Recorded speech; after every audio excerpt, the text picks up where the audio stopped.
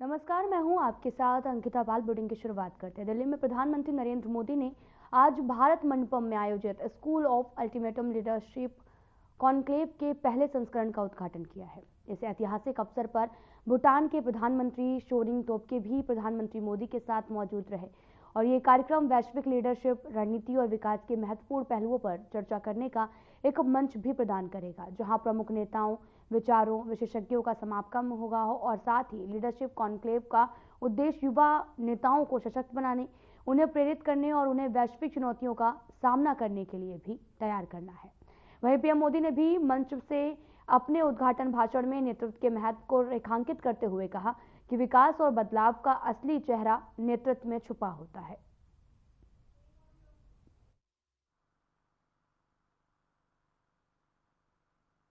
बेहतरीन लीडर्स का डेवलपमेंट बहुत जरूरी है और समय की मांग है और इसलिए the school of ultimate leadership की स्थापना विकसित भारत की विकास यात्रा में एक बहुत महत्वपूर्ण और बहुत बड़ा कदम है। इस संस्थान के नाम में ही सोल है ऐसा नहीं है। ये भारत की सोशल लाइफ की सोल बनने वाला है और हम लोग जिससे भली भांति परिचित है, बार बार सुनने को मिलता है, आत्मा। अगर इस सॉल को उस भाव से देखें तो ये आत्मा की अनुभूति कराता।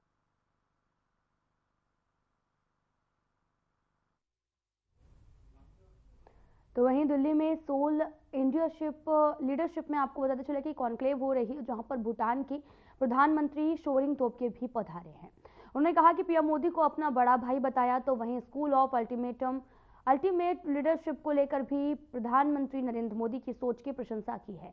दूसरी तरफ प्रधानमंत्री नरेंद्र मोदी ने कहा कि बेहतरीन लीडर्स का विकास जरूरी है और समय की मांग भी है, इसलिए स्कूल ऑफ अल्टीमेट लीडरशिप की स्थापना विकसित भारत की विकास यात्रा में एक महत्वपूर्ण और बड़ा कदम है। सुनिए दोनों नेताओं का वक्तव्य, उन्होंने क्या कुछ कहा।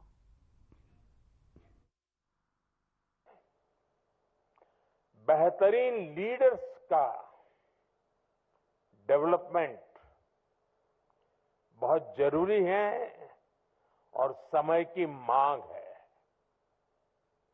और इसलिए the school of ultimate leadership की स्थापना विकसित भारत की विकास यात्रा में एक बहुत महत्वपूर्ण और बहुत बड़ा कदम है। इस संस्थान के नाम में ही सोल है ऐसा नहीं है। ये भारत की सोशल लाइफ की सोल बनने वाला है और हम लोग जिससे भली भांति परिचित है, बार बार सुनने को मिलता है, आत्मा। अगर इस सोल को उस भाव से देखें तो ये आत्मा की अनुभूति कराता। Prime Minister, my elder brother, every time I have the opportunity of meeting you, I'm overcome with joy. Your Excellency, Prime Minister, my mentor, every time I meet you, I'm inspired to work even harder as a public servant.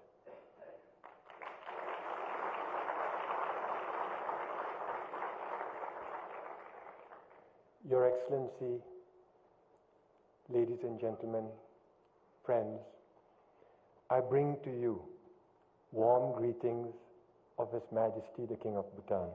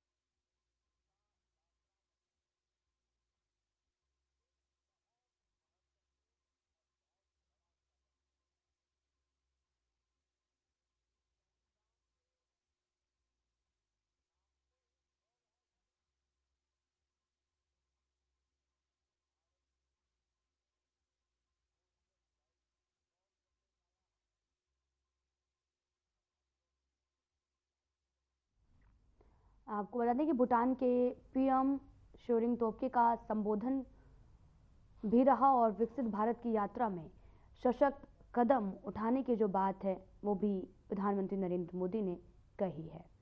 दरअसल soul leadership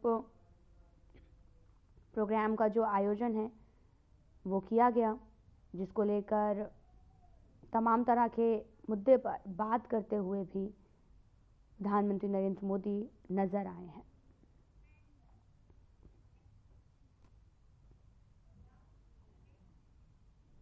Delhi की नई मुख्यमंत्री रेखा गुप्ता का लगातार बड़े ऐलान करती दिख रही हैं। सीएम पद की शपथ लेने के बाद में रेखा गुप्ता ने कैबिनेट की बैठक में कई अहम फैसले सुनाए हैं। वहीं इस बैठक के बाद में रेखा गुप्ता ने कहा कि कांग्रेस ने 15 साल और आपने 13 साल तक शासन किया, ये देखने के बजाय ही उन्होंने क्या किया, वे हमारे एक दिन पर सवाल कैसे उठा सकते हैं। हमने शपथ लेने के तुरंत ही जो है वो पहले दिन कैबिनेट बैठक की और हमने आयुष्मान भारत योजना को मंजूरी दी है, जिसे आपने रोक दिया था, और हमने पहले दिन दिल्ली के लोगों को 10 लाख रुपए का लाभ दिया और वो हमसे सवाल करने का अधिकार उन्हें नहीं है। और अब हम दिल्ली की चिंता करेंगे और दिल्ली को मिलेंगे। और साथ ही रेखा गुप्ता ने कांग्रेस और आम आदमी पार्टी पर भी जमकर पलटवार किया है। आम आदमी पार्टी ने राज किया, अपना कार्यकाल देखने हमें एक दिन में प्रश्न उठाने वाले ये कौन लोग हैं जिन्होंने दिल्ली को बैकफुट पे कर दिया, जिन्होंने दिल्ली का सर्वनाश किया, जिन्होंने दिल्ली की जनता के अधिकारों का हनन किया, जिन्होंने केवल नारे दिए, दिल्ली के लिए काम नहीं किए। आज वो एक दिन पे हम पे उंगली उठाएंगे। ये हम हैं जिन्होंने पहली दिन शपथ लेते ही कैबिनेट की मीटिंग करी और उस कैबिनेट की मीटिंग में आयुष्मान योजना, जो कि आम आदमी पार्टी की सरकार ने रोक रखी थी, लाखों लोगों के अधिकारों का हनन किया हुआ था, 10 लाख रुपए का लाभ सीधा सीधा हमने आयुष्मान को दिल्ली को पहली कैबिनेट की मीटिंग पहले दिन शपथ लेते ही दिया है।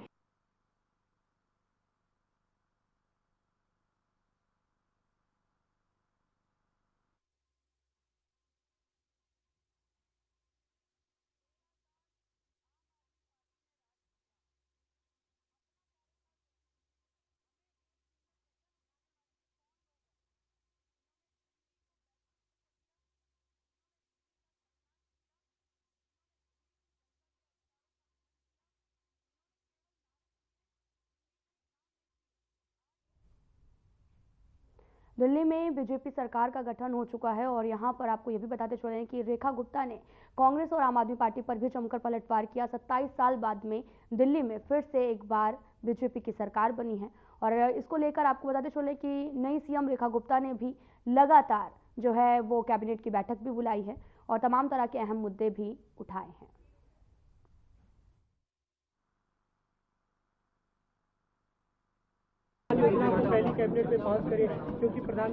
देखिए, सरकार हमारी है, एजेंडा हमारा है, तो काम हम ही करने दीजिए ना। आपको हर चीज में कहने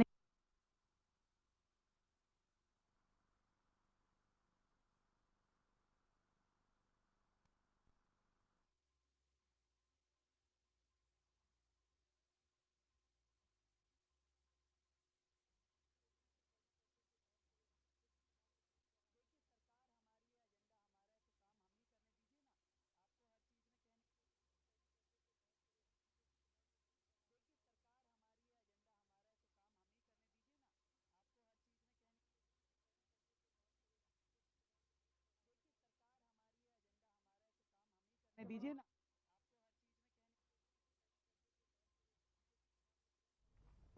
आपको बता दें कि दिल्ली में बीजेपी सरकार का गठन हो चुका है, जिसके बाद में रेखा सरकार एक्शन मोड में नजर आ रही है। पार्टी चुनावी वादों को पूरा करने में जुट गई है। सरकार के गठन के बाद पहली कैबिनेट बैठक हुई, जिसमें कई अहम फैसले भी लिए गए। बैठक में दिल्ली की पात्र महिलाओं को 2500 रुपए मासिक सहायता देने की महिला समृद्धि योजना पर चर्चा की गई है और रेखा गुप्ता ने कहा कि आगे का विचार विमर्श भी जरूरत है, क्योंकि आवेदनों के पंजीकरण की व्यवस्था किए बिना लाभार्थी जो है वो महिलाओं को भुगतान नहीं किया जा सकता। उन्होंने कहा कि हमने इस बात पर विचार विमर्श किया है, इन निधियों को कैसे और कहां लगाया जाए, लेकिन इस पर चर्चा की जरूरत है। इसके बाद में अंतिम रूप दिया जाएगा।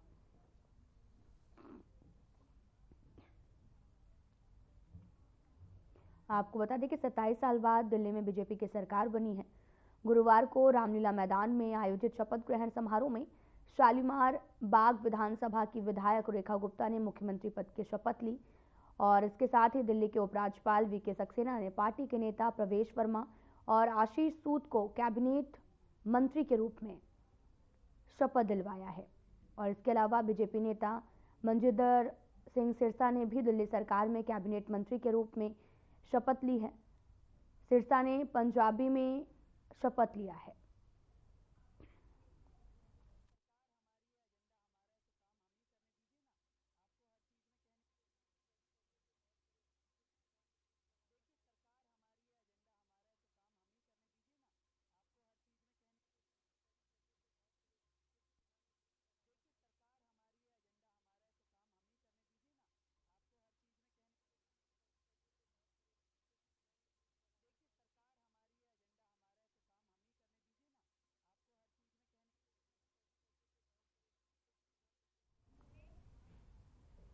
तो इस वक्त की बड़ी खबर दिल्ली से आ रही है। आपको बताते चले कि इस वक्त की बड़ी खबर दिल्ली से, नई सीएम लगातार मुलाकात का सिलसिला लगातार जारी है। सीएम रेखा गुप्ता ने गृह मंत्री अमित शाह से समय मांगा है। जेपी नड्डा और राजनाथ सिंह से भी मिलने का समय मांगा है। पीएम मोदी से भी सीएम रेखा गुप्ता मुलाकात करेंगी। मुख्यमंत्री बनने के बाद उनकी ये पहली मुलाकात भी होगी। सीएम रेखा गुप्ता ने गृह मंत्री अमित शाह से समय मांगा। जेपी नड्डा और राजनाथ सिंह से भी मिलने का समय मांगा है। पीएम मोदी से भी मिलेंगी सीएम रेखा गुप्ता। मुख्यमंत्री बनने के बाद ये उनकी मुलाकात होगी और साथ ही आपको यह भी बताते चलें कि सीएम बनते ही रेखा गुप्ता एक्शन मोड में नजर आ रही है।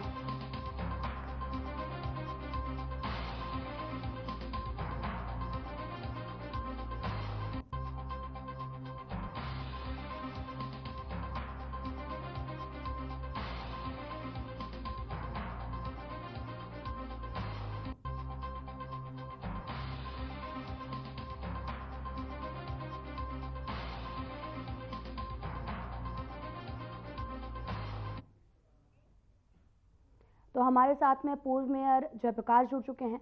जयप्रकाश जी, आपसे ये जानना चाहेंगे कि अब दिल्ली में जो है वो मुख्यमंत्री रेखा गुप्ता बन चुकी हैं और अब वो लगातार प्रधानमंत्री नरेंद्र मोदी गृह मंत्री से भी अब मुलाकात करने के लिए समय मांगा है। जी,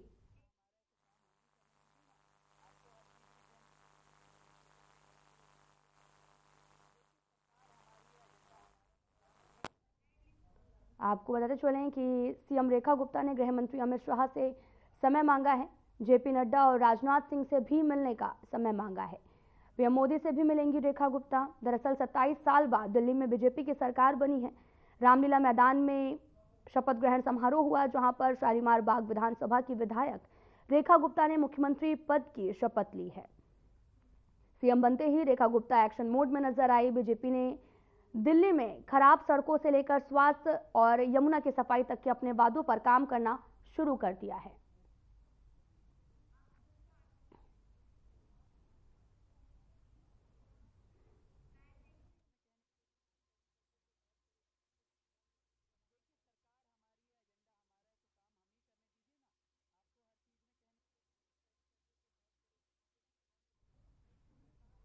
तो दिल्ली से इस वक्त की बड़ी खबर आ रही है। आपको बताते चले कि विधानसभा के सत्र की भी जो तैयारियां हैं वो लगातार तेज हो गई हैं और यहां पर डेट भी अब घोषित कर दी गई है। बड़ी खबर इस वक्त की टीवी स्क्रीन पर, सदन में नए विधायकों का भी यहां पर शपथ ग्रहण कराया जाएगा। तीसरे दिन सीएजी की 14 रिपोर्ट सदन में पेश होंगी। दिल्ली विधानसभा का पहला सत्र 24, 25, 27 फरवरी को होगा। सदन में नए विधायकों का शपथ ग्रहण होना है और जिसको लेकर तीसरे दिन सीएजी की 14 रिपोर्ट सदन में पेश भी होंगी। दिल्ली विधानसभा का पहला सत्र जो है वो 24, 25, 27 फरवरी को आयोजित होगा। सदन में नए विधायकों का यहां पर शपथ ग्रहण भी करवाया जाएगा। तीसरे दिन सीएजी की 14 रिपोर्ट सदन में पेश भी की जाएगी। बड़ी खबर टीवी स्क्रीन पर, आपको बताते चलें कि दिल्ली विधानसभा का पहला सत्र घोषित हो गया है, जहां पर 24, 25, 27 फरवरी को विधानसभा का पहला सत्र होगा। सदन में नए विधायकों का यहां पर शपथ ग्रहण भी कराया जाएगा। तीसरे दिन सीएजी की 14 रिपोर्ट सदन में पेश की जाएंगी। दरअसल दिल्ली सरकार ने बृहस्पतिवार को आयुष्मान योजना को मंजूरी दे दी है। साथ ही विधानसभा की पहली बैठक में आप सरकार के कार्यकाल में आई सीएजी की 14 रिपोर्ट को सदन के पटल पर रखा जाएगा। इसका फैसला मुख्यमंत्री रेखा गुप्ता की अध्यक्षता में पहली कैबिनेट बैठक में लिया गया है और इसमें महिला सम्मान योजना पर भी चर्चा होगी और लेकिन कोई फैसला नहीं हो सका था। इसमें कैबिनेट के फैसले की जानकारी देते हुए मुख्यमंत्री रेखा गुप्ता ने भी कहा था कि दिल्ली में केंद्र सरकार की लोकप्रिय और जन कल्याणकारी आयुष्मान योजना को लागू किया जाएगा। आपको बताते चले कि इस वक्त की बड़ी खबर, जहां पर सीएजी की 14 रिपोर्ट को सदन के पटल पर रखा जाएगा।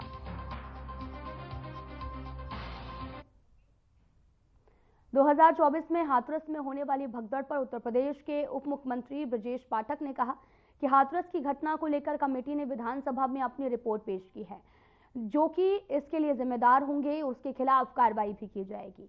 वहीं लोकसभा में विपक्ष के नेता राहुल गांधी के बारे में भी उन्होंने राहुल गांधी हताश हैं कहा और साथ ही वे आंतरिक संघर्षों से घिरे हुए हैं और उन्हें नहीं पता है कि क्या और कब कहां बोलना है। वे भारत और इसकी संस्कृति के खिलाफ लगातार बकवास करते रहते हैं।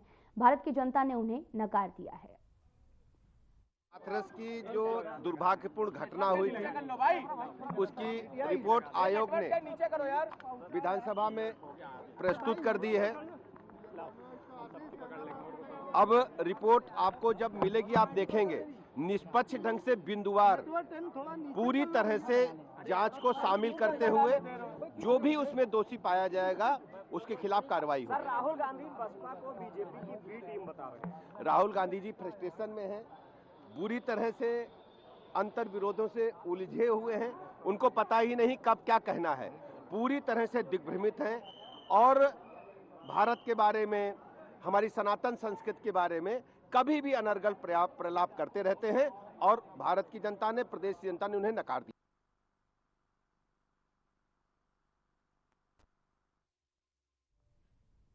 फिलहाल में इतना ही। नमस्कार।